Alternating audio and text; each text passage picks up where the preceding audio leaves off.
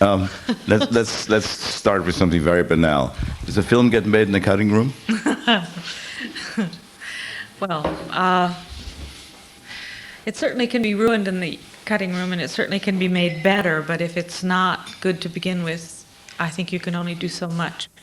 But it certainly is a terribly critical part of filmmaking, and that's why I think perhaps the best directors are very knowledgeable about editing and enjoy participating in editing themselves. Certainly the director I work with directs the editing. He's always in the editing room with me after he's through shooting.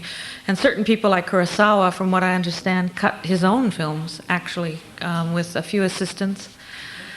I think it's very good for directors to know about editing. They should all learn about editing as quickly as possible if they want to be good directors. Are there some that don't? Yes, I think there are a lot of directors, particularly now, when so many people are directing for the first time, who rely heavily on a very good cameraman to try and help them understand how to shoot a film, and an editor to then take that footage and try and make it work. But it's not necessarily going to work if it's not shot properly, not conceived properly. And that's why I try and encourage all film students to learn about editing as quickly as they can. You said to me yesterday when we were talking about it, it just comes up now and what comes back to mind in what you're saying, that you never go on a film set while the film is being shot. From what you now say, wouldn't it appear almost essential for you to be there in order to avoid such mistakes in shooting? Have the director avoid such mistakes in shooting? Well, the director I work for doesn't need that help because he's a great editing director. He's a great editor himself. So he doesn't need my help, but a lot of first-time directors do need that help, and these days a lot of editors are on the set a lot to try and make sure that things are being shot so they will cut together, because literally, as some of you probably know, you can shoot film in a way that will not actually edit together. If you don't photograph the two-shot of us and the close-ups in the proper way, it will look funny when it's cut together. Those are some pretty basic things that people can be advised to avoid. And these days there are a lot of editors on the sets doing that. Every time between questions, if you have any from down there, please show us that you do. Editing has always been considered classically to be the creative moment in the filmmaking process, at least in the classic period of when Pudovkin and Arnheim and everybody started creating the first aesthetics of cinema. They thought that actually cinema was created in the cutting room. Then we had cinema verite, and we had television, and we had all sorts of other ingredients that came into the movie-making business. And in television, for example, you hardly get any time for cutting. So there's been a development to make it less important. At the same time, if we didn't have people like you who make it central, we wouldn't have the films that we actually see in the cinemas. Do you think there's any danger that editing will be slowly discarded as a creative tool? No, it won't be discarded, but the pressures on editors are getting horrendous in Hollywood. I know that I haven't seen the film myself, but The Fugitive, I understand, has 6 editors listed in the main titles, which is astonishing to me. I mean, it's bad enough having 2 editors or 3 editors on a film, because I think you can't have a stamp on the film then, either the director or the editor. And there are many directors who like to work that way. For example, Francis Coppola often works with multi-editors and edits himself on video what they have already edited, so there are 4 editors at least.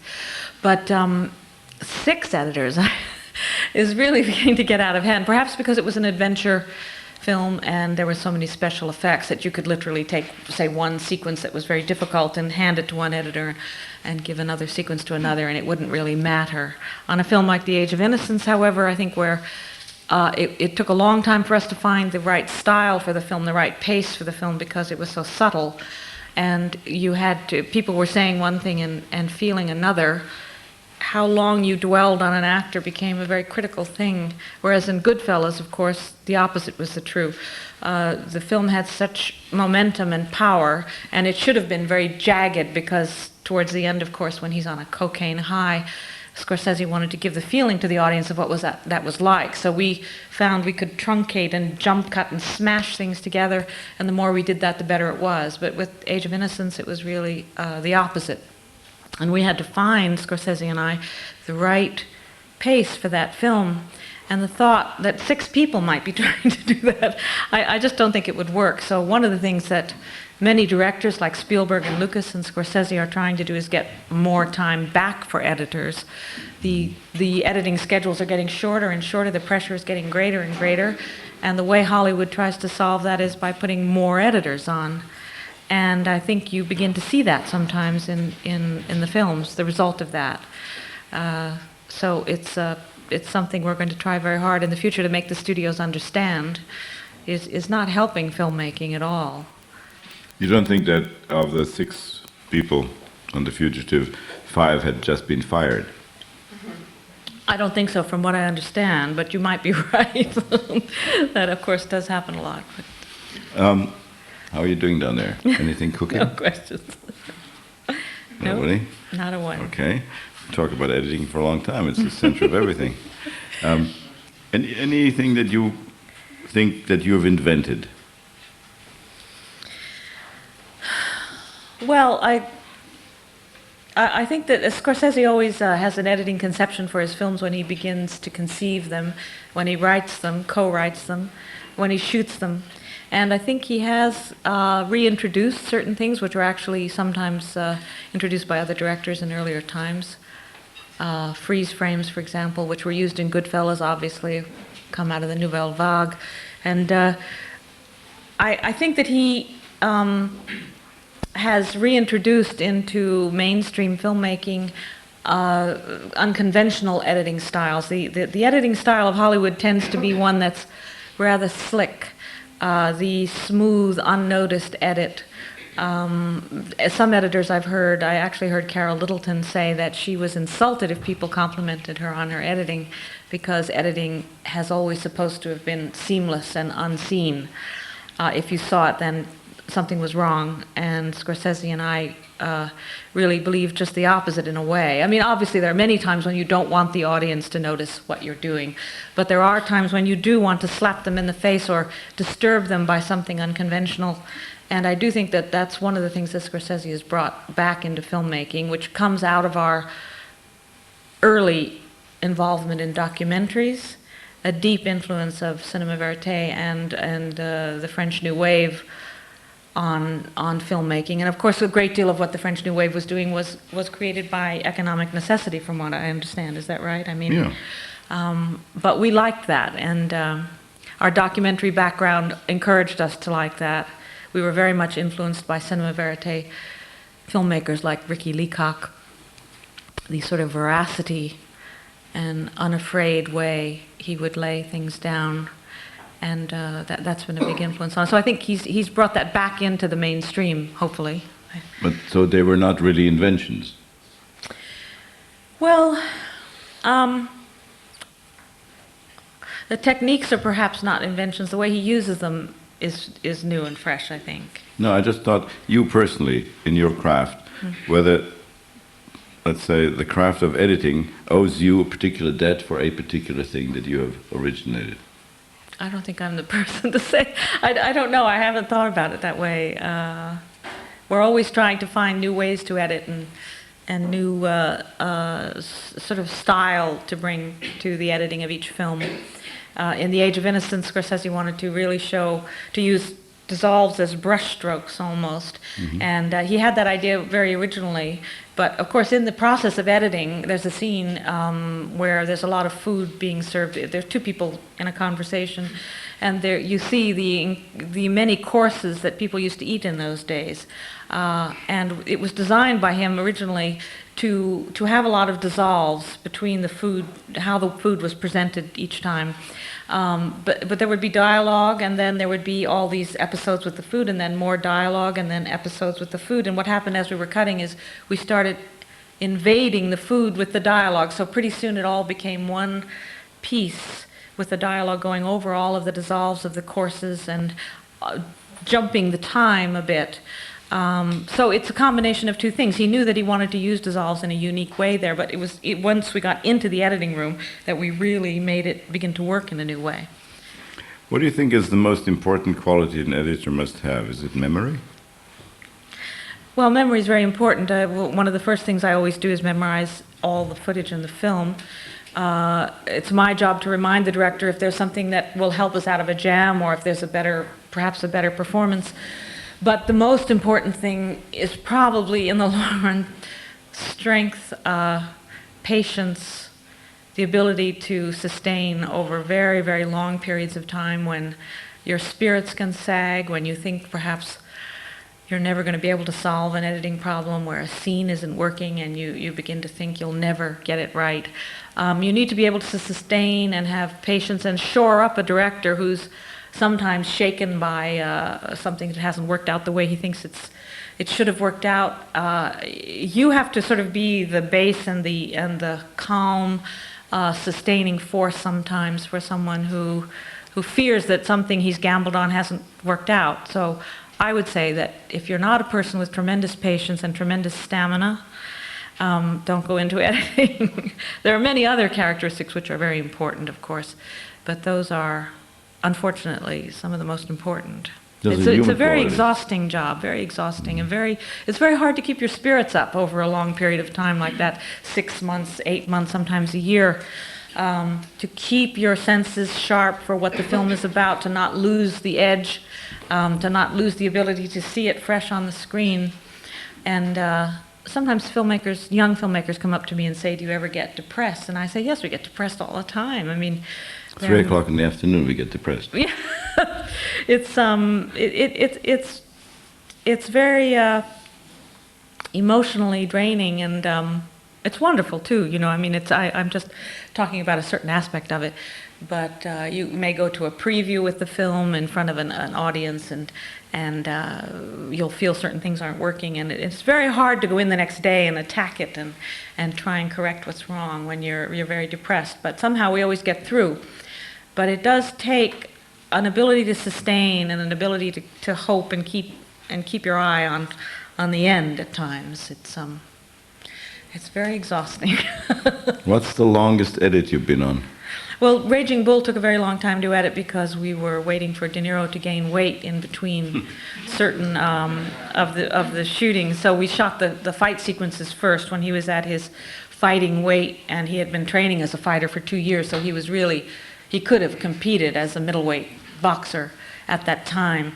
So he was at the peak of physical perfection when we began. So we shot all the fight sequences first. It took 6 weeks, which is a very long time. Thank God Marty was given the luxury to shoot at that length, because each shot was so incredibly difficult that sometimes they only got 1 shot a day, which is extraordinary these days when you're supposed to get 15 a day. But they were so complicated that it took that amount of time. So then, while he was gaining the next amount of weight, because he was only supposed to gain a certain amount of weight, we were editing those sequences. Then, when he'd gained that extra amount of weight, then they shot all the sequences where he was supposed to be that weight. Then we stopped again and we're editing those sequences while he gained more weight. So it actually took us almost 2 years to finish that film. But I think we could have been pressured to do it quicker. We just had the luxury of the time then. That's a very long time. What do you enjoy most? The moment when it's finished? Or is that a letdown? No, it's not a letdown. I enjoy the doing of it. I enjoy the solving of the problems, the cracking of it when something you've been struggling with for a long time suddenly starts to work, when the film suddenly starts to move. I actually Scorsese likes the first cut the best because that's where he sees if all his ideas are working or not. I like the second cut and the third cut because in the second cut and the third cut the film starts to move and find its rhythm, and that's the most exciting time for me. But I must say the finishing is not necessarily the exciting time. The most exciting time is battling with it and winning, finding solutions, getting it to move, getting the right rhythm, because probably 50% of editing is rhythm. It doesn't matter how well it's shot. The editor still has to create a rhythm between the shots and between the actors, and create character. And that, when I begin to start feeling that happening in the film, when I start feeling the film move on the screen, is the most exciting time for me. It's the most important thing for us, actually, when it's finished, is what our friends think of it. Those are the most important reactions for us. And we allow very few people, very trusted people, to see the first cut, and then maybe a few more to see the second cut, and then more the third cut. And then when it's finally done, what they think is what is the most exciting. How many cuts do you do on the average? It will depend on the film. I would say we do at least 5 to 6 entire cuts of the film. The first one, of course, always being the hardest when we're carving it out the first time. And that can take 2 months to 3 months. Then we screen it, and the second and the third cut can take a month or 6 weeks each. And then the fourth, fifth, sixth cuts, then it's getting quicker because we don't necessarily have to work on each scene. We're attacking areas that are a problem. You sometimes get the feeling when you're in the cutting room that you're out of touch, and that it's just you and the thing, and that somehow, when for the first time it comes out in the air, and somebody else sees it, that your view of it has been somehow impaired by the incestuousness of being in there? It's true. Actually, Scorsese and I try to only look at the first cut ourselves, because we're always pretty appalled by it. We say, oh my God, what have we done? So we don't really like to share it with too many people, but all you need is one other person in the room. It could be anybody. It could be a taxi driver. If you just had him in the room with you, you suddenly see the film the way he sees it, and that teaches you a tremendous amount. Screening films is very, very important, and we do it as much as we possibly can, because just seeing it up there on the big screen changes everything. It changes the rhythm, the speed of the film, and what works and what doesn't work. It becomes very obvious to you what's too slow, what's too fast, how a character is drifting in the wrong direction, the texture of the film. Is the end working? Would the end work better if the film was 15 minutes shorter? It's wonderful because each film is an entirely different problem. It's always a whole new ball game, which is one of the great things about editing. So what happens? You go out and get a taxi driver, or you get Robert De Niro? No, Robert De Niro would come relatively late. Because he said taxi driver. If he's in the film. Then he would probably be there relatively early. But my husband, Michael Powell, was someone that Scorsese admired immensely, and during the time that he was living with me in New York, the day that Marty would allow him to see the film was always the big day, because he was always afraid he wouldn't like it, and if he didn't like it, Marty would have been devastated. So he always tended to wait, to the fourth cut, to the fifth cut. Finally, I would let him come, and his reactions were always wonderful, very fresh and very helpful. And Marty would hear him laughing in the audience at certain things that only Michael would see that Marty had done as a director. So it was a very special time whenever he was allowed to come. But we do, there are 2 or 3 people that we trust and we know how to read their reactions also, that we allow to come in the very early screenings. A lot of times friends won't tell you what goes on. Oh, that's very true, but you actually learn how to read that. By the way, people, yes, people have ways they tell you if they don't like the film. They come up with a sort of complicated, euphemistic way of putting it, and then that they don't like it. So you get to read that very quickly. Very interesting, though.